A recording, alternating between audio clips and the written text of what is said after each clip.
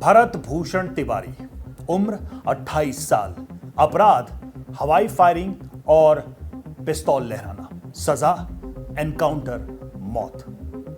हो सकता है कि जब ये आप वीडियो देख रहे हो तब तक इस नाम से और इस घटना से आप परिचित हो चुके हो, लेकिन 17 जून को हुए इस एनकाउंटर या तथाकथित एनकाउंटर के बाद से कई सारे ऐसे सवाल हैं जिसने एक तरफ बिहार सरकार को घेर रखा है, वहीं दूसरी तरफ पुलिस को भी घेर रखा है और अब तो मामला और भी बिगड़ता जा रहा है। सवाल यह है कि ये जो घटना है इसकी असल कहानी क्या है, हर व्यक्ति ये जानना चाहता है। जो पुलिस बता रही है क्या उसमें सच्चाई है, या फिर गांव वाले, परिवार के लोग, इस घटना को समझने देखने वाले लोग जो दावा कर रहे हैं वो सच है। आज इसको समझने की भी कोशिश करेंगे और उन सवालों पर भी गौर करेंगे जो सवाल इस वक्त पुलिस और बिहार सरकार के सामने एक बड़ी चुनौती के रूप में है। नमस्कार, मैं हूं आपके साथ रवि मिश्रा और आज बात करेंगे भरत भूषण तिवारी के एनकाउंटर की। पिलौटी गांव के रहने वाले भरत भूषण तिवारी का जब एनकाउंटर हुआ तो पहले जब यह घटना सोशल मीडिया पर आई और धीरे धीरे जब यह खबर फैली तो पूरे देश में आग लग गई और एक अलग सी बहस होने लगी। लोग ये दावा करने लगे कि भरत भूषण तिवारी असल में भगत सिंह है आज के दौर का। कई लोगों ने ये उपाधि भरत को दी है और उसके पीछे तर्क ये था कि भरत भूषण दलितों, पिछड़ों, गरीबों के लिए आवाज बन रहा था। वो लगातार उनकी मदद के लिए लड़ाई लड़ रहा था और सिस्टम से लड़ते लड़ते जब वो थक गया, फ्रस्ट्रेटेड हो गया, तो उसने अपनी नाराजगी जाहिर करने के लिए एक गलत कदम उठाया, यानी पिस्तौल लहराई और वही उसकी आखिरी गलती साबित हुई। तो क्या वाकई में भरत भूषण एक अपराधी था? वाकई में बिहार सरकार को या बिहार पुलिस को उससे इतना बड़ा खतरा था कि एसटीएफ की पूरी फौज लगाकर उसे गोली मार दी गई, उसका एनकाउंटर कर दिया गया? एक एक करके इस तर्क को समझते हैं। सबसे पहले ये देखते हैं कि पुलिस ने अब तक इसमें क्या कहा है, क्या किया है और उससे क्या सवाल खड़े होते हैं। देखिए, पुलिस की अगर बात करें, अगर आप सोशल मीडिया पर जाएं और वीडियोस को देखें या अब तक आपने देखा भी होगा, 16 जून को पुलिस भरत भूषण के घर पहुंचती है क्योंकि पुलिस को यह सूचना मिलती है कि एक लड़का यानी भरत पिस्तौल लेकर घूम रहा है, तो उसे नियंत्रित किया जाए।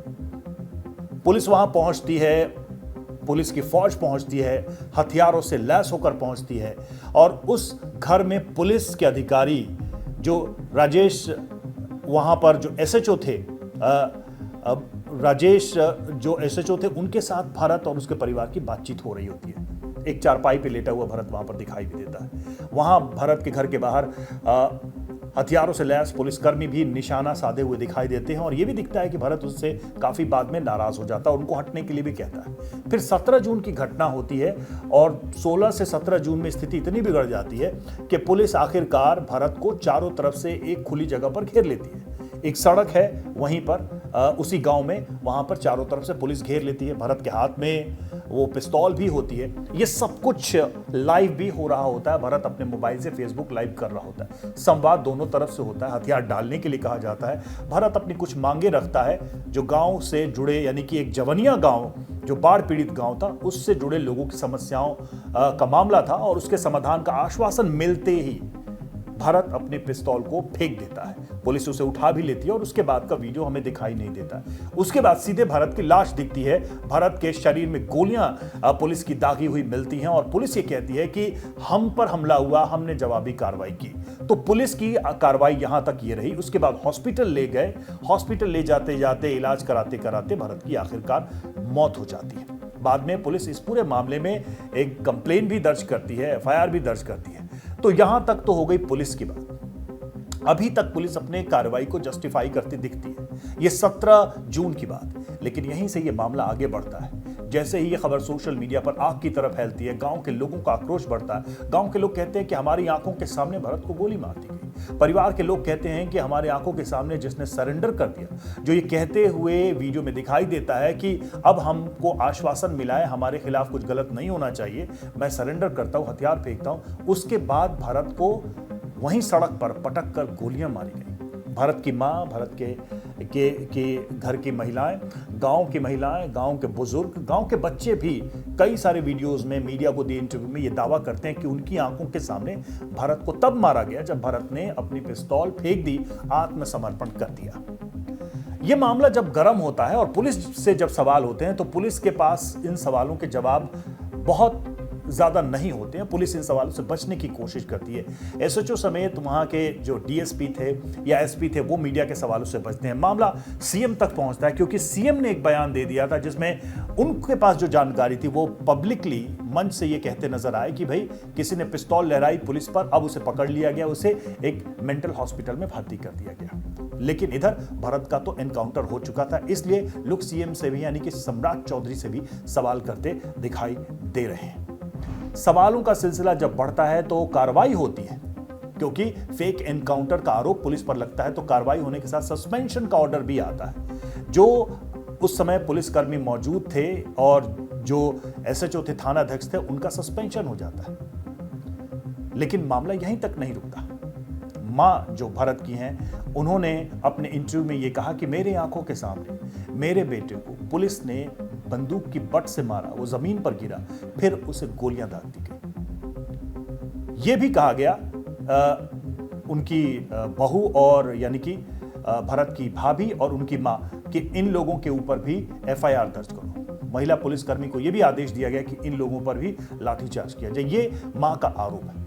भरत के बाप ने क्या आरोप लगाया कि जैसे ही मुझे ये समझ में आया कि भरत के हाथ में पिस्तौल है, पुलिस इस पर कार्रवाई कर सकती है, मैं खुद ही थाने पहुंचा पुलिस से ये रिक्वेस्ट करने की आप लोग इसको नियंत्रित करिए। सुबह से लेकर शाम तक मुझे पुलिस थाने में बिठाए रखा गया, जाने नहीं दिया गया, कमरे में बंद रखा गया, और जब खबर दी गई तो सीधे ये कि मेरे बेटे का एनकाउंटर हो गया है। इसलिए पुलिस की सोची समझी रणनीति थी एनकाउंटर करने की, ये पिता का आरोप है।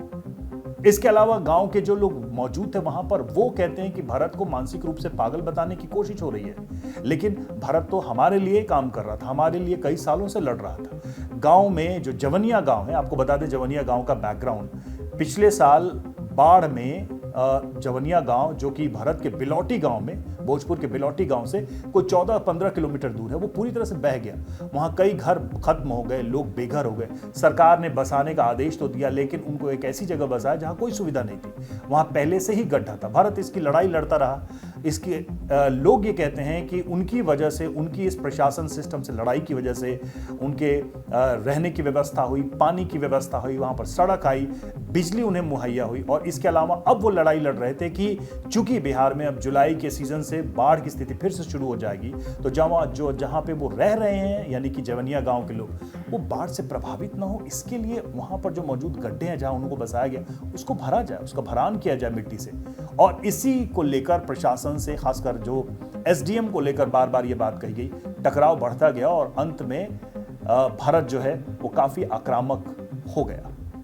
लोग ये कहते हैं कि नया लड़का था, जोशीला था, गर्म खून का था, काफी समय तक सिस्टम से कोऑपरेट करता रहा, लेकिन आखिरकार उसका धैर्य टूट गया। लेकिन क्या किसी के धैर्य टूटने या सिर्फ पिस्तौल लहरा देने के बाद और आत्मसमर्पण कर देने के बाद उसको गोली मार देना सही है? ये गांव के लोग भी सवाल उठा रहे हैं। अब देखिए, जब मामला ये आगे बढ़ता है, आज जब हम इसकी बात कर रहे हैं, तब तक एक्शन ये हुआ है कि ये मामला सुप्रीम कोर्ट तक पहुंच गया है। इस मामले में मानवाधिकार आयोग ने संज्ञान ले लिया है। इस मामले में जिम्मेदार पुलिस वालों पर एफआईआर तक दर्ज हो चुकी है, जिसमें एसडीपीओ से लेकर एसएचओ और वो जो लोग पुलिसकर्मी मौजूद थे वो शामिल थे। एसडीपीओ को तो हटाया भी जा चुका है और राजेश मालाकार जो थे उनको भी सस्पेंड कर दिया गया, उनके खिलाफ भी केस दर्ज हो गया। यानी कि अब लोग कह रहे हैं कि भाई इसमें तो सरकार और पुलिस मान रही है कि गलती हुई है। और जब पुलिस ने इसमें प्रेस कॉन्फ्रेंस किया तो पुलिस के जो वरिष्ठ पदाधिकारी थे, प्रेस कॉन्फ्रेंस में उन्होंने कहा कि 16 तारीख को जब पुलिस पूरी तादाद में घर पर मौजूद थी, जब बातचीत चल रही थी, तभी इस मैटर को क्यों नहीं सॉल्व किया गया? यह मामला 17 तारीख यानी 17 जून तक एनकाउंटर तक कैसे पहुंचा? इसमें लापरवाही हुई है, यह बात खुद पुलिस ने मानी है।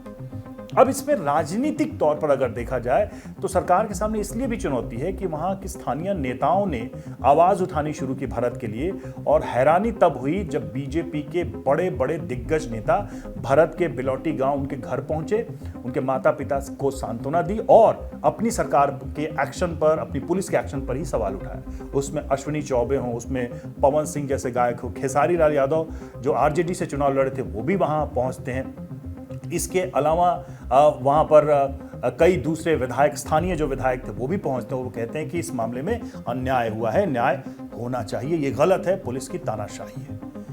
एक अहम सवाल अभी रोहिणी जो हैं लालू यादव प्रसाद की बेटी आरजेडी की नेता रोहिणी आचार्य ने भी ये सवाल उठाया कि अब तक पोस्टमार्टम रिपोर्ट को सार्वजनिक क्यों नहीं किया गया, पोस्टमार्टम रिपोर्ट को अभी तक परिवार को क्यों नहीं दिया गया। उन्होंने ये भी कहा कि भारत के मोबाइल को जो जब्त किया है पुलिस ने उसे क्यों नहीं सामने लाया गया या परिवार को सौंपा नहीं गया, क्योंकि हो सकता है उससे बहुत सारी बातें खुलकर सामने आ जाए। बहुत बड़ी चुनौती बिहार सरकार और पुलिस के सामने, बिहार पुलिस के सामने ये मुद्दा अब अपने बहुत बड़े चैलेंज या चुनौती के रूप में सामने है। कुल मिलाकर इसमें बहस बहुत तेज हो गई है, सोशल मीडिया पर हर तरह की बातें कही जा रही हैं, लेकिन एक बात तो बहुत साफ दिखाई दे रही है कि भरत तिवारी का कोई आपराधिक बैकग्राउंड नहीं था। दूसरा, भरत तिवारी लंबे समय तक प्रशासन के साथ सहयोग करते हुए गांव के जो पीड़ित, पिछड़े, वंचित या फिर बाढ़ पीड़ित लोग थे उनके लिए काम कर रहा था। प्रशासन ने कोरोना से लेकर 2025 तक भारत को सम्मानित तक किया उसके प्रयासों के लिए, लेकिन 2025 में यह मामला बिगड़ गया और मामला इतना बिगड़ गया कि भारत को प्रशासनिक जो अधिकारी थे वो भी चेतावनी देते रहे। ये भारत खुद अपने वीडियो में बोलता है कि मुझे मार देने की भी धमकी दी गई, मेरा एनकाउंटर कर देने की धमकी दी गई और यह मामला यहां तक पहुंच गया। इसमें एक बहुत ही इंपॉर्टेंट जो एंगल है वो ये है जो बिहार पुलिस की स्थिति को दिखाता है। दो तस्वीरें अगर आप देखें, दो तस्वीरें अभी हाल के दिनों में, एक तस्वीर आई थी सोनू मोनू गैंग की, उसके घर पुलिस पहुंचती है तलाशी लेने के लिए। सोनू मोनू गैंग कौन? मोकामा में अनंत सिंह और सोनू मोनू गैंग के बीच टकराव की स्थिति है। उसी सोनू मोनू गैंग के घर में घुसने के लिए पुलिस वहां लाइन लगाकर अपनी तलाशी दे रही थी। घर के लोग, चूंकि बाहुबली का घर था, एक अपराधी का घर था, गैंगस्टर जो गैंग थे, गैंग लीडर्स का घर था, तो वहां पुलिस बड़े इत्मीनान से अपनी तलाशी देकर घर के अंदर दाखिल होती है ताकि वो आदेश का पालन कर सके। कट टू दैट, भारत के केस में पुलिस ने वो सहनशीलता नहीं दिखाई। मतलब अगर आप बाहुबली हैं, अपराधी हैं, तो पुलिस आपके साथ नरमी से पेश आ सकती है, लेकिन अगर भारत जैसा कोई उग्र लड़का पहली बार ऐसी कोई गलती करता है तो उसकी सजा एनकाउंटर हो सकती है क्या? यही सवाल उठाया जा रहा है। बिहार के अंदर एनकाउंटर इसके पहले भी हुए, उसको लेकर भी सवाल थे, लेकिन इस मामले ने बिहार के सामने, बिहार सरकार के सामने एक बड़ी चुनौती पेश कर दी है। अब बिहार सरकार पे खुद सम्राट चौधरी ने एक ट्वीट करके इसमें न्यायिक जांच आयोग बिठाया है। सवाल है कि इस पूरे मामले की कितनी निष्पक्षता से जांच होगी। क्या वाकई में इस मामले ने एक ऐसा उदाहरण पेश किया है जिसमें एनकाउंटर को लेकर देश में जो चल रही बहस है उस पर एक नया दिशा निर्देश अदालत की तरफ से आएगा? क्योंकि बिहार हो या उत्तर प्रदेश हो या दूसरे राज्य, एनकाउंटर मॉडल जो है उसको लेकर अब सवाल उठने लगे। अपराधियों का एनकाउंटर और आम आदमी के एनकाउंटर में फर्क की बात कही जाने लगी है और इसमें तो लोग अब कहने लगे हैं कि भारत का एनकाउंटर नहीं बल्कि भारत की हत्या कर दी गई थी। अब वहां पर महापंचायत हो रही है, वहां पर तमाम लोग जुट रहे हैं, भारत की समाधि बनाने की बात हो रही है, भारत को भगत सिंह का दर्जा दिया जा रहा है। ये सारी चीजें कहीं ना कहीं जो पुलिस सिस्टम है बिहार में उसको लेकर एक नाराजगी का रिफ्लेक्शन कह लीजिए या उसकी अभिव्यक्ति कह लीजिए, वो दिखाई देती है। अब जब जांच होगी, अब जब तथ्य सामने आएंगे और अब जब कार्रवाई होगी तो और चीजें स्पष्ट हो जाएंगी, लेकिन फिलहाल भारत के केस ने पूरे भारत में एक भूचाल ला दिया है। भारत के केस की वजह से पूरे भारत में एक बहस से छिड़ गई है। भारत के केस की वजह से पूरे भारत में एक आक्रोश है पुलिस की व्यवस्था पर। भारत की वजह से पूरे भारत में एक चर्चा है, एक बहस है कि आम आदमी सिस्टम से किस तरह से लड़के थक चुका है और अपने फ्रस्ट्रेशन में वो एक गलत कदम उठाता है जो उसके लिए घातक साबित हो सकता है। भारत के केस ने भारत में पूरे पुलिस सिस्टम की कार्यप्रणाली पर ही सवाल खड़ा कर दिया है। तो अब इंतजार रहेगा कि इस पूरी जांच प्रक्रिया में कितना समय लगता है और इससे क्या सच निकलकर सामने आता है। फिलहाल भारत भूषण तिवारी के एनकाउंटर से ये सारे सवाल पैदा हुए हैं और पुलिस को और सरकार को इन सवालों का जवाब देना है ताकि जनता इससे संतुष्ट हो सके, जनता को लगे कि हां, इस मामले में न्याय हुआ है।